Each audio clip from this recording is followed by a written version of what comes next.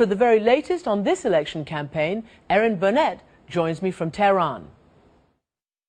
Erin, good to see you there in Tehran. You've been to some of the rallies. What can you tell us about the mood, about the sort of sense of excitement or not?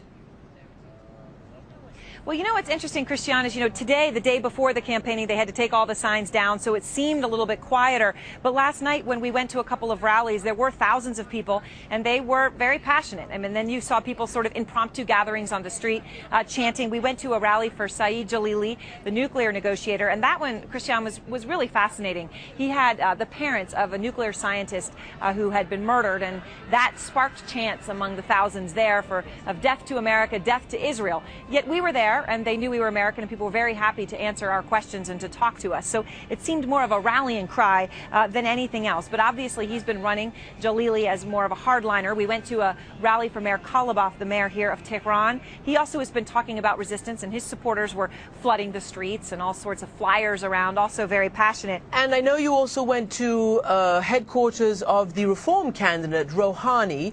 I just wanted to get a sense of what it felt there, because some have said that there's a last-minute surge for him. But also, people in Iran, of course, are so worried about the terrible economy which has been brought on because of government mismanagement and, of course, sanctions. What are people telling you about what their main hope is out of this election? People were, I mean, it was interesting, Christiane, they were talking about the economy. I mean, we were at a store today. Prices have doubled, and even for things like watermelon. Iran's one of the largest producers of watermelon in the world, but with labor costs going up and the problems with inflation, even prices for things made locally have surged. People's incomes haven't gone up as much, so they're very worried about the economy. But definitely we also got the feel from people that there is a feeling, certainly among supporters of some of the more hardline candidates, about resistance against the Western arrogant powers, as some people told me.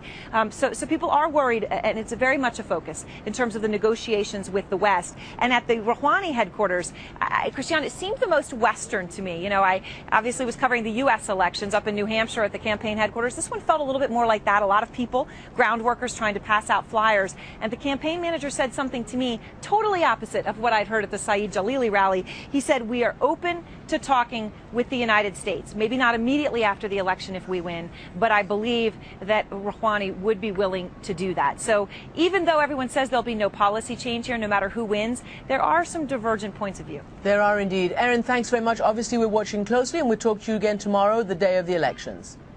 All right. Thanks, Christiane.